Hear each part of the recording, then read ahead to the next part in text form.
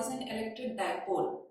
Now, this video will focus on how to find the electric field due to a dipole. तो dipole moment हमने समझ लिया कि एक सिस्टम है जिसमें दो टाइप की पोलैरिटीज है due to equal magnitude of charges जो कि किसी डिस्टेंस पर है। तो अब उस सिस्टम की वजह से देखिए चार्ज है तो इलेक्ट्रिक फील्ड होगी, तो उसकी जो इलेक्ट्रिक फील्ड है उसको हमें कैलकुलेट करना है, यानी डाइपोल की इलेक्ट्रिक फील्ड को कैलकुलेट करना है। तो यहाँ पर बेसिकली दो इंपॉर्टेंट केसेस होते हैं। या तो आपके डाइपोल की ही एक्सिस पर, एक टर्म आपने पढ़ा था ना, एक्सिस ऑफ डाइपोल, तो डाइपोल की ही एक्सिस पर किसी पॉइंट पर आपको इलेक्ट्रिक फील्ड फाइंड आउट करनी है। ओके, सेकेंड केस होता है जब आपको उसकी इक्वेटोरियल पोजीशन पे फाइंड आउट करनी है, यानी कि उनकी एक्सिस आपके सामने ऐसे है लेकिन पॉइंट कहीं ऊपर है, उसके एक्सिस पर आपको फाइंड आउट नहीं करना, उसके ऊपर आपको फाइंड आउट करना है, तो उसको हम बोलते हैं इक्वेटोरियल। तो इसी तरीके से ये दो केसेस होते हैं। इन दो केसेस को स्टडी करने के बाद हम एक जनरलाइज्ड केस भी देखेंगे। जनरलाइज्ड केस मतलब कि कहीं पर भी, अब भाई ये जरूरी नहीं है ना कि आपका डाइपोल के एक्सिस पर ही पॉइंट हो या इक्वेटोरियल पे भी हो, इक्वेटोरियल पे ना होकर किसी एक सर्टेन एंगल पर हो, तब कैसे निकालेंगे। ओके, तो पहले हम स्टार्ट करते हैं। सबसे सिंपल केस लेते हैं कि अगर हमारा कोई पॉइंट डाइपोल की ही एक्सिस पर है, उस पॉइंट पर हमें इलेक्ट्रिक फील्ड फाइंड आउट करनी है। So the first case is electric field eight N axial point. This is the axis of the dipole और इसी के ही एक्सिस के अलावा हमें इस पी पॉइंट पर इलेक्ट्रिक फील्ड को फाइंड आउट करना है। ओके, इस केस को एंड ऑन पोजीशन भी बोलते हैं। एंड ऑन, क्यों एंड ऑन पोजीशन बोलते हैं? क्योंकि ये डाइपोल की ही एक्सिस के किसी एंड पर बात की जा रही है।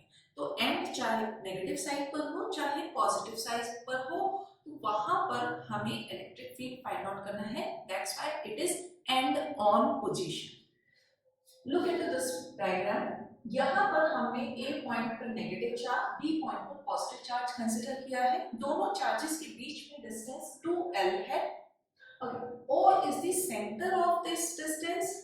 तो इसका मतलब AO distance is L, OB distance is L. Now, where we need to find the electric field, let that point be P. अब हमें इस P point पर electric field को find out करना है।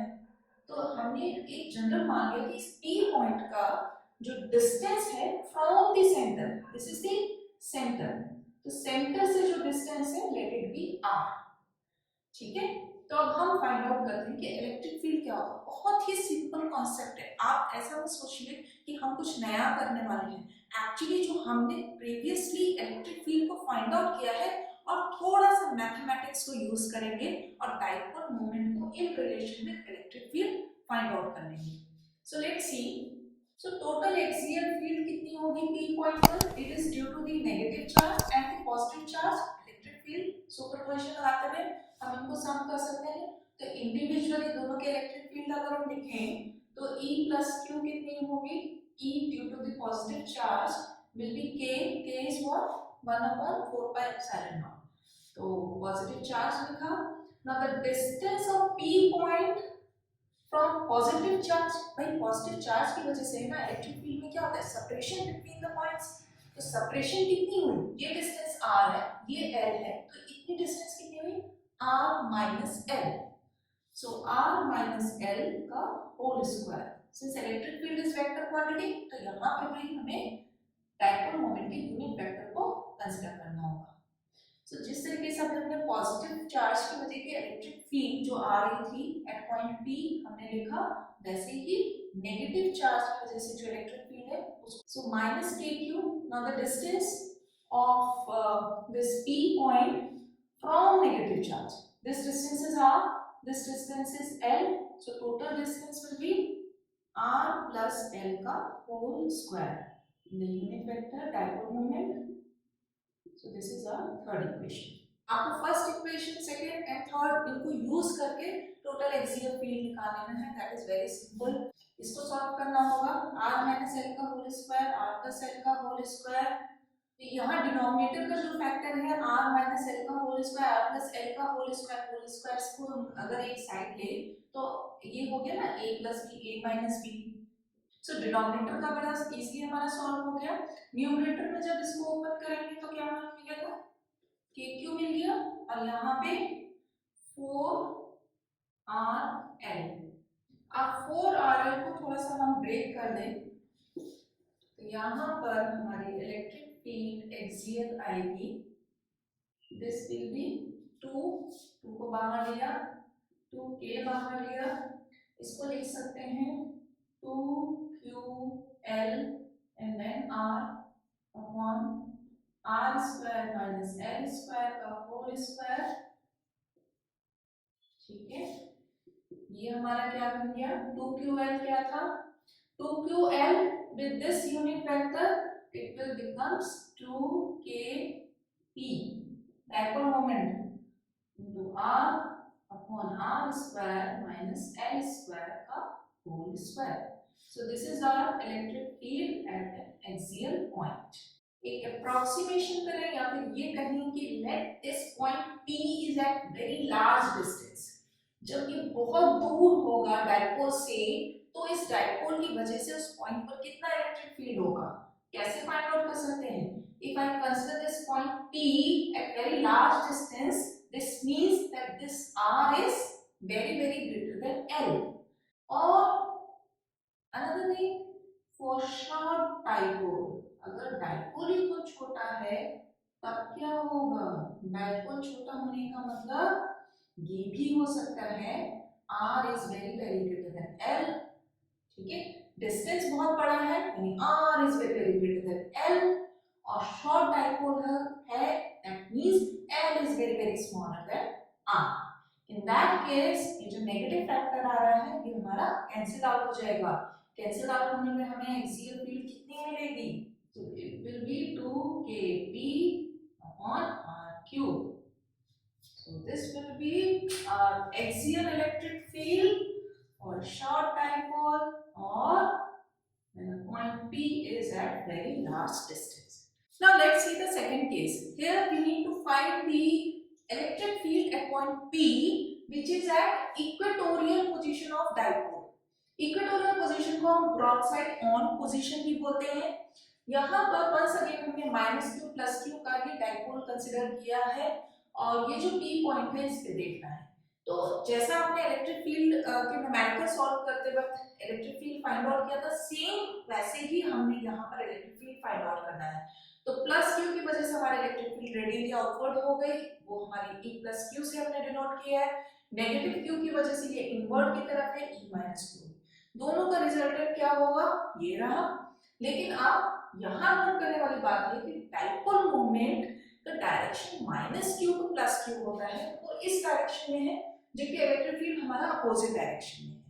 ओके, तो यहाँ हम इलेक्ट्रिक फील्ड इक्वेटोरियल को लिख सकते हैं, this will be minus E due to +q plus E minus q and this, ये रिजल्टेंट में आ रहा है तो ये जो है ये रिजल्टेंट है विद दिस तो यहाँ पे cos थीटा आ जाएगा। ओके, एंड देन हमारा E का यूनिट है। Now let's put the value of E plus q and E minus q, क्योंकि दोनों में ही चार्ज वैल्यू सेम है, ये P पॉइंट दोनों की ही सेम डिस्टेंस पे आ रहा है, तो हम इसको लिख सकते हैं कि E प्लस q भी E माइनस q के बराबर है and that is equals to K Q and this distance that is R square plus L square इतना हो गया। Now what is this cos theta?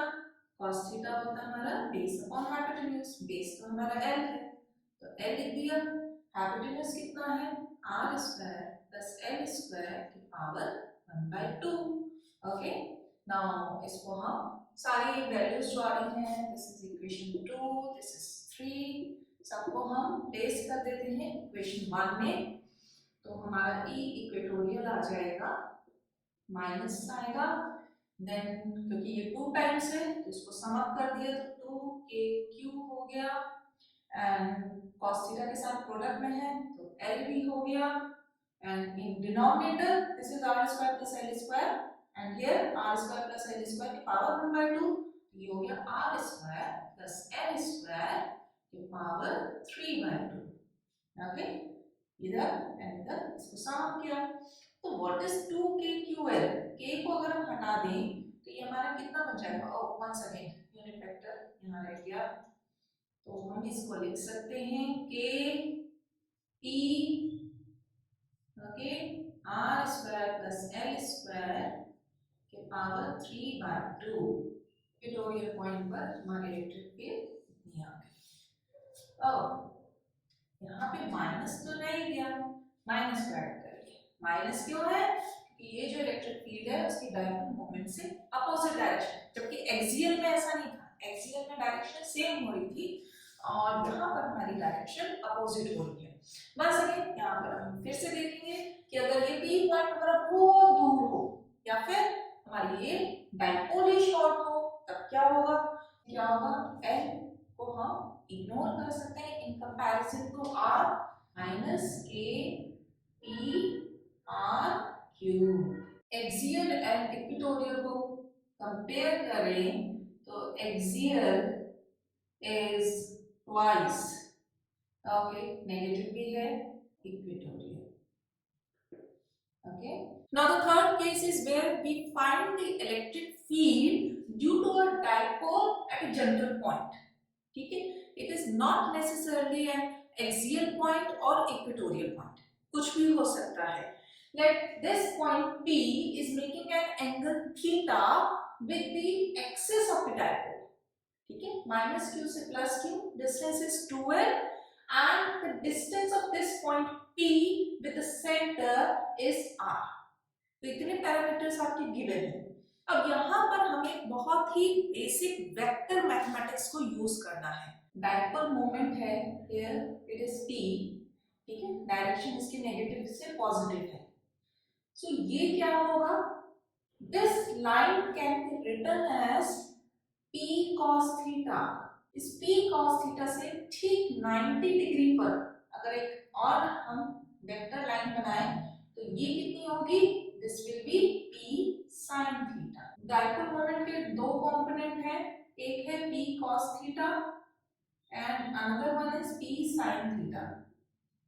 और इलेक्ट्रिक फील्ड हमें कहाँ निकालनी है? इस पॉइंट पर। इस पॉइंट को हम कोई और टर्म दे देते हैं, let this point be z। Okay, z point पर हमें निकालना है, क्योंकि p टर्म्स हमारे बहुत रिपीट हो रहे हैं, तो लेट अस सपोज हमें z पॉइंट पर निकालनी है। तो जो z पॉइंट है, अगर हम इस कंपोनेंट के लिए z पॉइंट को कंसीडर करें, ये कौन सा पॉइंट होगा? ये एक्सियल पॉइंट होगा। z पॉइंट इज एक्सियल या फिर it is at end on position for p cos theta. ठीक है, इसी तरीके से p sin थीटा के लिए z पॉइंट इक्वेटोरियल पोजीशन पे है। For this our z point is at equatorial, equatorial बोले या फिर ब्रॉड साइड पोजीशन बोले, तो ये ब्रॉड साइड पोजीशन पर है फॉर p sin थीटा। अगर आप ये कंसीडर करके चलेंगे तो इलेक्ट्रिक फील्ड फाइंड आउट करना बहुत इजी हो जाएगा। इस केस के लिए अगर हम p cos थीटा की वजह से इलेक्ट्रिक फील्ड को कंसीडर कर रहे हैं तो हमारी इक्वेशन क्या हो जाएगी? ये इसके लिए देखो इसी एक्सिस पर है ना z पॉइंट, तो इसको हम डायरेक्टली लिख सकते हैं 2kp cos theta. Short dipole के लिए डिनोमिनेटर में क्या आ रहा था? Are Q. ओके, सिमिलरली जब हम डाइपोल मोमेंट और dipole moment p sin theta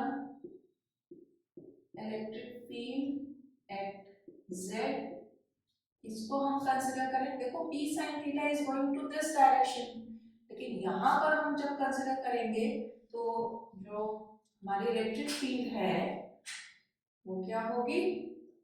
electric field equatorial position के लिए लगा दिया, p sin थीटा के लिए कहाँ पर है? इक्वेटोरियल पोजीशन पे, तो उसका फॉर्मूला रिकॉल करिए, that is minus K P sine theta upon R Q. इसका मतलब जो z पॉइंट पर हमारी इलेक्ट्रिक फील्ड है उसको हम लिख लेते हैं E1, तो ये E1 की डायरेक्शन हो गई, ठीक है। Let due to p sin theta electric field at z point is E2, लेकिन ये माइनस है यानी ठीक इसके अपोजिट डायरेक्शन में होगी, तो यहाँ पर ये गई, तो दिस इज E2। इन दोनों का रिजल्टेंट क्या होगा, रिजल्टेंट हमारा इस डायरेक्शन में हो गया। Let the angle meet by resultant with E1 be alpha. तो हम पहले इस रिजल्टेंट इलेक्ट्रिक फील्ड को फाइंड आउट करते हैं कि z पॉइंट पे रिजल्टेंट इलेक्ट्रिक फील्ड क्या होगी और वो कितना एंगल E1 से बना रही है। तो रिजल्टेंट इलेक्ट्रिक फील्ड का अगेन वही फॉर्मूला लगा दीजिए, E1 है हमारे पास, E2 है, हमें रिजल्टेंट फाइंड आउट करनी है। So the resultant electric field is given by, ये हो गया E1 square plus E2 square, आगे होता है 2E1 E2 cos 2 थीटा। लेकिन यहाँ पे E1 और E2 के बीच में एंगल कितना है, देखिए E1 ये रहा, E2 जो हमारा नीचे जा रहा था उसकी वजह से अपोजिट डायरेक्शन में, तो ये एंगल कितना है 90 डिग्री है। सो cos 90 डिग्री इज 0, तो इसको तो कंसीडर ही नहीं करना है। तो इन दोनों की वैल्यू को यूज करिए, E1 E2 की वैल्यू को यूज करिए, E को फाइंड आउट करिए। तो अगर हम इन दोनों की वैल्यू यूज करें, सो द कॉमन फैक्टर्स, उनको स्क्वायरिंग करने का कोई फायदा नहीं है, उनको हम बाहर ले लेते हैं, तो हमारे पास k भी बाहर आ जाएगा, p भी बाहर आ जाएगा, q भी बाहर आ जाएगा, अंडर रूट में आएगा, this will B 2 cos theta और इधर आ जाएगा sin theta. So this will be 4 cos square theta plus sin square theta. I have done nothing. I have just used the value of E1 and E2 from these two equations. इनको use करेंगे तो यहाँ पे sin square theta को आप क्या लिख सकते हैं, 1 minus cos square theta, उसको use करें तो kp upon r cube, 1 minus cos square theta, minus एक चला गया तो ये बचा 3 cos square। So this is our net electric field. ये जो इलेक्ट्रिक फील्ड है इसका हमें मैग्नीट्यूड मिल गया है। Now what is this angle? ये रिजल्टेंट एंगल कितना हो रहा है, तो एंगल अल्फा हमारा कितना होगा, this will B E2 upon E1, E2 upon E1 कर देते हैं। So E2 upon E1 is kp sin theta upon r cube divided by 2 kp cos theta upon r cube. So this will be tan theta upon 2, ठीक है, sin theta upon 2 cos theta, so tan theta upon 2, so this angle we will write it as, tan alpha, so angle alpha can be written as tan inverse tan theta by 2. So this is all about the electric field due to our dipole. I hope you like this video. If you like it, then please share it, and if you have any queries, then write in the comment section. You can mail me also. Thank you so much. Have a nice day.